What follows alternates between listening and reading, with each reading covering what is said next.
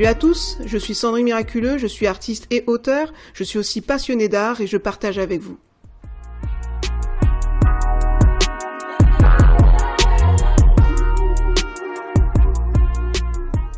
La religion, un frein à la restitution des œuvres d'art africaines. Salut à tous passionnés d'artistes, j'espère que votre été commence bien et que les contenus précédents, notamment sur Ousmane Sow et la spiritualité, vous ont édifié. Aujourd'hui, je vous propose de poursuivre sur l'aspect spirituel dans l'art par le biais de ce sujet sensible en deux parties, la restitution des biens culturels. Je rappelle que nous sommes dans la série qui traite autour de la sculpture, depuis 4 épisodes maintenant. C'est donc l'avant-dernier épisode que je vais vous partager aujourd'hui, car nous clôturerons avec la question du déboulonnage des sculptures fin juillet, pour entamer ensuite une autre série autour de l'art et de l'amour. Rassurez-vous, ma chaîne est bien destinée à l'art et pas uniquement à l'art africain ou religieux. Effectivement, depuis presque un an, je partage avec vous sur des sujets artistiques de manière singulière. Par singularité, j'entends traiter une problématique artistique connue sous un angle différent. Par exemple, en août prochain, j'axerai mon argumentaire sur les relations toxiques entre Picasso et Dora Maar. Aussi, je vous expliquerai la façon dont cette femme a été détruite par un homme, causant la perte de son identité artistique, à l'instar de Camille Claudel. En somme, la chaîne Passionnée d'art traite de thèmes artistiques particuliers, expose des problématiques précis et inclut des réflexions et des conseils en développement personnel. Alors, chers auditeurs et auditrices, que vous soyez à la plage ou sur la route des vacances, passionnés d'art, je partage avec vous. Ex-Africa, la présence africaine dans l'art aujourd'hui.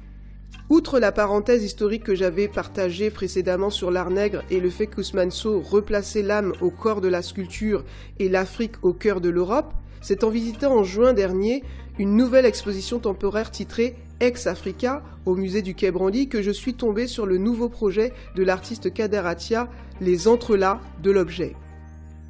Dès lors, une grande installation, accompagnée d'une projection vidéo et de 23 objets, dont les copies en bois d'artefacts d'Afrique, s'offrait aux nombreux visiteurs. D'ailleurs, c'est sur un grand carton orangé qu'on pouvait découvrir l'intention de l'artiste franco-algérien. En donnant la parole à différents interlocuteurs sur la restitution en présence de copies et de sculptures, Kader Attia met en évidence la complexité de celle-ci. Je rêve, écrit-il, qu'un jour l'université fasse de la restitution un espace de travail pour toutes les personnes qui font honneur aux objets, étudiants, anthropologues, ethnologues, amateurs, etc., etc., qui souhaitent participer à cette immense et interminable conversion, car elle est continue. Contre les simplismes, il affirme combien il faut reconstruire du discours et donc de l'écoute. La réparation, c'est aussi écouter. Et ne pas oublier que les objets nous regardent passer.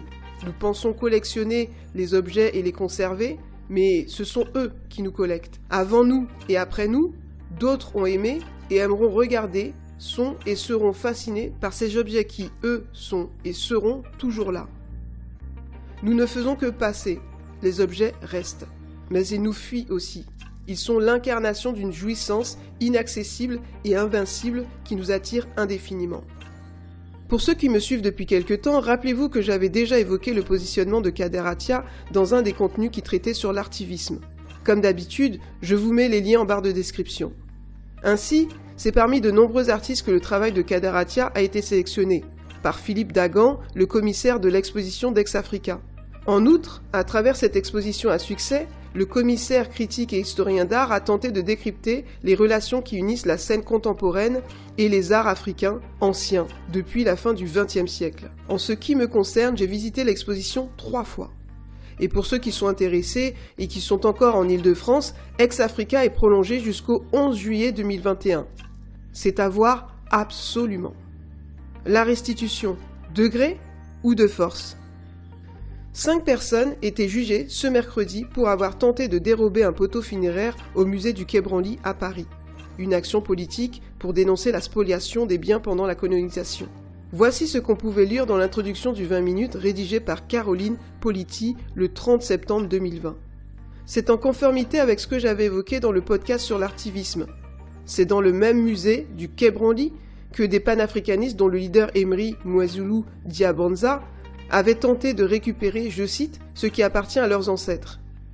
À l'époque, j'avais notifié que je comprenais tout à fait la démarche de ces panafricanistes, mais que je ne cautionnais pas l'acte en lui-même. Acte que la procureure reprochera également aux prévenus. lors de l'audience du 30 septembre 2020, qui se transformera d'ailleurs en tribune politique. Il y a d'autres moyens d'action pour ces revendications qu'une action violente qui ne respecte pas la législation, affirmait-elle. Suite à quoi, la magistrate demandera une peine de 1 000 € pour le porte-parole de l'association UNIT et 500 € avec sursis pour les 4 autres activistes. Alors que normalement, pour une tentative de vol de biens culturels en Réunion, ces activistes encouraient jusqu'à 10 ans de prison et 150 000 € d'amende. Bien que le conseil du musée du Quai Branly avait rappelé lors du procès que depuis 2017, la position de l'État sur la question de la restitution a évolué et qu'un premier accord pour rendre 26 œuvres au Bénin a été signé. L'avocat des activistes précisa que les biens spoliés aux Africains dans les musées français s'estimaient à 116 000. De plus, il ajouta « Mes clients n'ont pas commis un vol, ils ont interrompu un recel ». Ainsi, comme vous le noterez ici, la question de la restitution des biens reste un sujet sensible et complexe. Ce sont d'ailleurs des aspects évidents que Kader Attia a mis en avant dans son documentaire. Quoi qu'il en soit, c'est en découvrant le film de cet artiste international que j'ai relevé un détail important que j'avais omis jusqu'à présent. D'après des experts africains, la conversion des populations africaines à la religion musulmane et chrétienne serait un frein à la restitution des biens culturels. L'avis des experts sur la question de la restitution selon Kader Attia. Pour traiter sur la question de la restitution des objets culturels africains, Kader Attia a interviewé 8 protagonistes, chacun expert dans leur domaine. Qui sont-ils?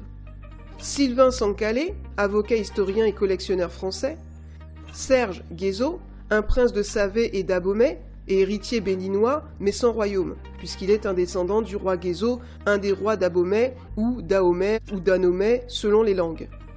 D'ailleurs, cet ancien royaume africain a régné de 1600 à 1894. Outre un lieu majeur de la traite des esclaves, cet État régional fut aussi un fournisseur d'un grand nombre d'esclaves. En 1894, le royaume est intégré à l'Afrique occidentale française, comme colonie du Dahomey. Le pays devient indépendant en 1960 en tant que République Dahomey, avant de devenir la République populaire du Bénin en 1975, puis la République du Bénin en 1990. D'ailleurs, en visitant l'exposition permanente du musée du Quai Branly, dans la section Arts et Civilisation d'Afrique, vous ne pouvez pas rater la densité d'œuvres d'art du Dahomey. Elle semble innombrable, unique et distincte des traditions artistiques africaines. Puis Felwine Sarr, un écrivain économiste universitaire, professeur d'université et musicien sénégalais. Lauréat de nombreuses distinctions, en 2018, le président de la République française lui confie une mission d'études avec l'universitaire et historienne d'art Bénédicte Savoie, qui fait partie également des experts interviewés par Kader Attia. Cette mission concerne la question des restitutions, temporaires ou définitives, aux pays d'origine du patrimoine africain, rapporté dans des restitutions culturelles françaises pendant la période de la colonisation. Pour éviter d'être trop longue, je vous invite à lire les fiches Wikipédia de ces deux chercheurs pour mieux les connaître et surtout pour découvrir l'impact de ce rapport rendu en 2018, qui semble avoir entraîné la fameuse décision de la restitution des 26 œuvres au Bénin par le président Emmanuel Macron. Annonce qu'évoquait, comme je vous l'ai dit, le directeur du musée durant le procès des 5 panafricanistes en 2020. Parmi ces experts, nous avons également le docteur Souleymane Bachir Diane, docteur donc et philosophe sénégalais, professeur de français à l'université de Northwestern, de Columbia et de Cheikh Anta Diop. Il a fait l'école normale supérieure à Paris, il a étudié à l'université d'Harvard, il a fait également 2 doctorats à la Sorbonne.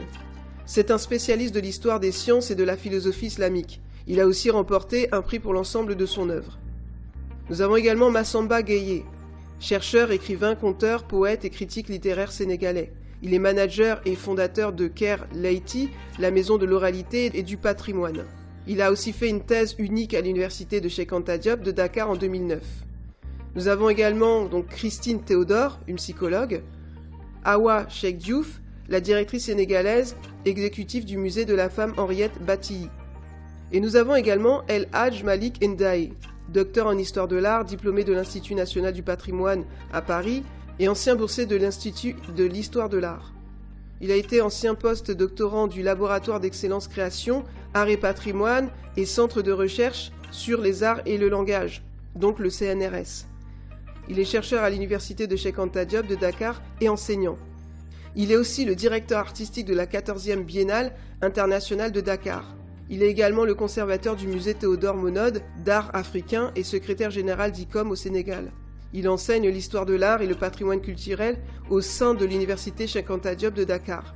Il est donc aussi théoricien et commissaire d'exposition. Ses publications portent sur l'art moderne contemporain et l'histoire globale, les politiques culturelles et les institutions muséales africains. Enfin, les diplômes.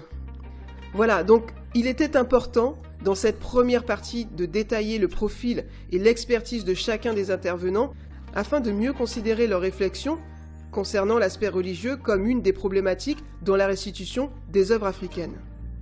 Ainsi, nous poursuivrons dans 15 jours sur ce qui nous intéresse ici, à savoir la restitution, une affaire politique autant que spirituelle. Comme pour le sujet sur Ousmane Sow, je vous invite donc à consulter la deuxième partie sur la restitution le deuxième dimanche 2 juillet, car le contenu est trop long pour YouTube et certainement pour les auditeurs qui me suivent sur les plateformes audio. En attendant la seconde capsule, je vous invite à consulter en barre de description les dernières vidéos et les podcasts sur Ousmane Sow. Et pourquoi pas de vous procurer la formation sur l'art de savoir dessiner son âme sans savoir dessiner, dont je vous avais partagé l'introduction gratuitement sur ma chaîne. C'est de l'art-thérapie accessible à tout le monde et à un prix très abordable. Donc, pensez à liker si vous avez été édifié par ce contenu, commentez si vous avez des questions ou des suggestions, partagez si vous pensez pouvoir édifier quelqu'un et surtout abonnez-vous si ce n'est pas encore fait. Voilà, c'était tout pour aujourd'hui, merci pour votre écoute, c'était Sandrine Miraculeuse sur Passionné d'art. Je vous dis à bientôt pour la deuxième partie sur la restitution. D'ici là, ciao, take care and be blessed.